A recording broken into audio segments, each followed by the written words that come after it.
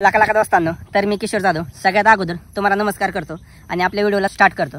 Video आहे आता आपला मच्छीच्या मुंडक्याचं सूप। फक्त व्हिडिओ शेवटपर्यंत बघा।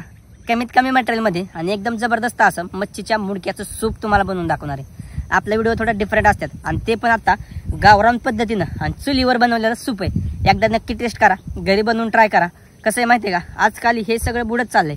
चुलीवचं जेवण जास्त कुठे भेटत नाही, पण मी आता चुलीवच्या रेसिपी तुम्हाला बनवून दाखवणार आहे। तर व्हिडिओ आवडला तर आपल्या व्हिडिओला लाईक शेअर आणि कमेंट करा। सगळ्यात अगोदर मच्छी आणली होती। मच्छी अशी स्वच्छ धुवून घ्यायची। मच्छी चांगली स्वच्छ धुवून गेली का नाही, सगळी घाण गोण काढून घ्यायची, स्वच्छ पाण्याने धुवून काढायची।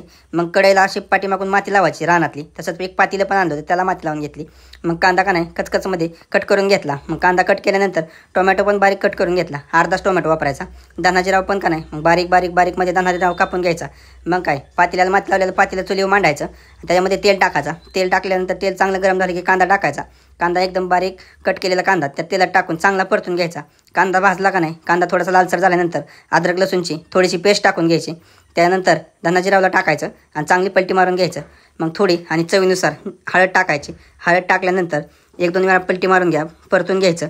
चांगलं भाजलं आणि खरपूस असं भाजल्यानंतर असं का नाही मग त्याच्यामध्ये मच्छीची मुंडकी सोडायची। हे बघा, मच्छीची मुंडकी टाकल्यानंतर त्यांना एकदा पलटी मारून घ्यायचं। मच्छीची मुंडकी मसाल्यात सगळं असं फ्राय करून घ्यायचं। मग वरून एक प्लेट झाकायची।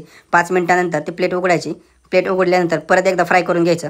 मच्छीचं मुंडकी एकदम अशी सुंदर आजी गाळ शिजून निघतात वाफेवरती। चांगली मच्छीची मुंडकी शिजल्यानंतर त्याच्यामध्ये का नाही थोडंसं अर्धा पाऊण लिटर असं पाणी टाकायचं।